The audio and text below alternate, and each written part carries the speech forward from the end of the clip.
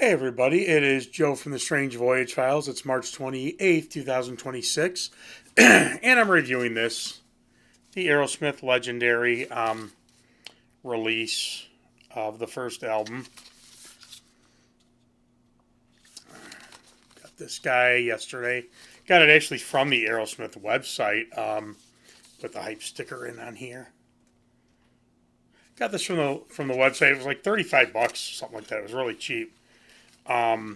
Aerosmith is definitely not a band I would spend a ton of money on, but for 35 bucks or 40 bucks, whatever it was, absolutely the right price. Definitely will not get the vinyl. And this is not one of my favorite Aerosmith albums. I don't think they start strong off the gate. I don't listen to this album all that often. In fact, the last time I listened to this album was when I did that review a few months ago of like ranking um, premiere albums, the first albums. So, and I couldn't even tell you the last time I listened to this album before then. But I will say they did a very nice job on this. The first disc is the 2024 remaster. Remasters are getting typical. They're louder, they sound a little bit clearer from their original releases. So it is pretty much what you would expect in a remaster.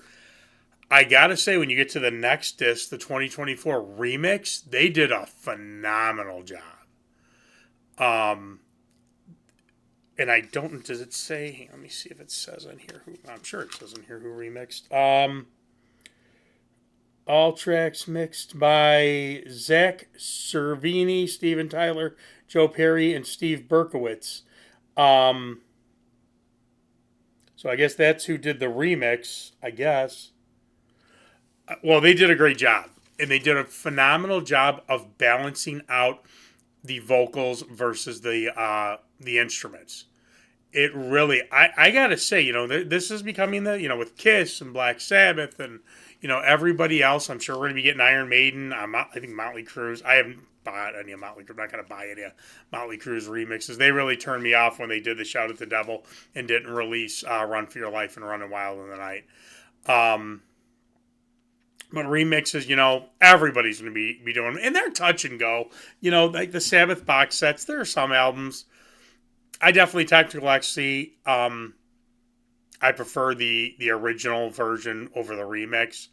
But this, I definitely prefer the remix of this album. In fact, I may actually listen to this album more often of the remix version. This was really, really good.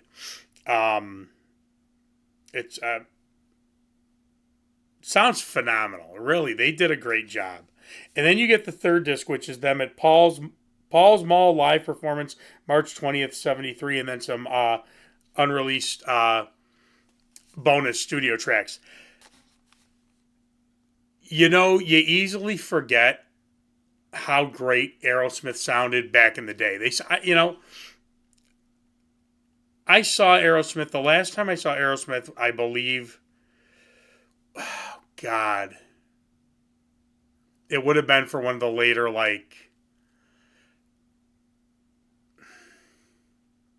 I I would guess it's just push play.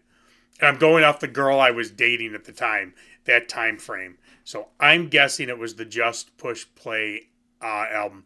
And we actually bought tickets later, and there were walkways off the stage, and there were places you could sit, in between the walkways. We bought tickets later. They didn't release those. We got those tickets. It was crazy. I could have reached up and touched Steven Tyler's foot.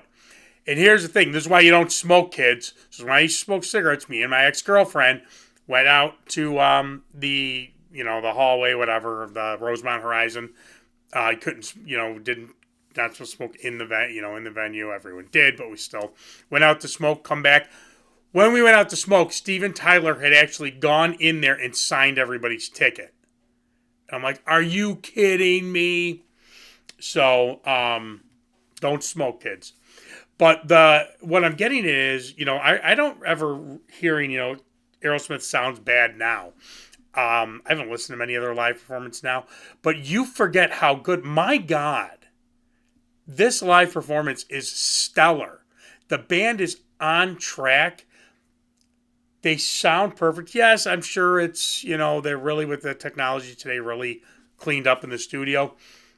But, you can only do that on a solid foundation. And they were phenomenal. You talked 70s, even through the 80s. I saw them for the Pump album.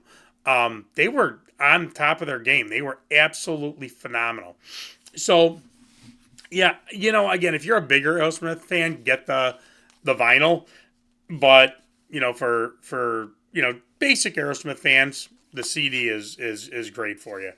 Um, Really great. I'm not going to rank this album with this. I'll come back at another point and do that. I just kind of wanted to give my opinion on this legendary. What's it called? Legendary. Whatchamacallit? I don't even think it says it on it. It's supposed to be the legendary release or something like that. So yeah, I definitely recommend it. Great work on this album that again I think is okay. I don't think but it's definitely something I will definitely listen to the remix. So well, tell me what you think. I'm sure a lot of you got it. Like, subscribe, all that stuff, and I will see ya.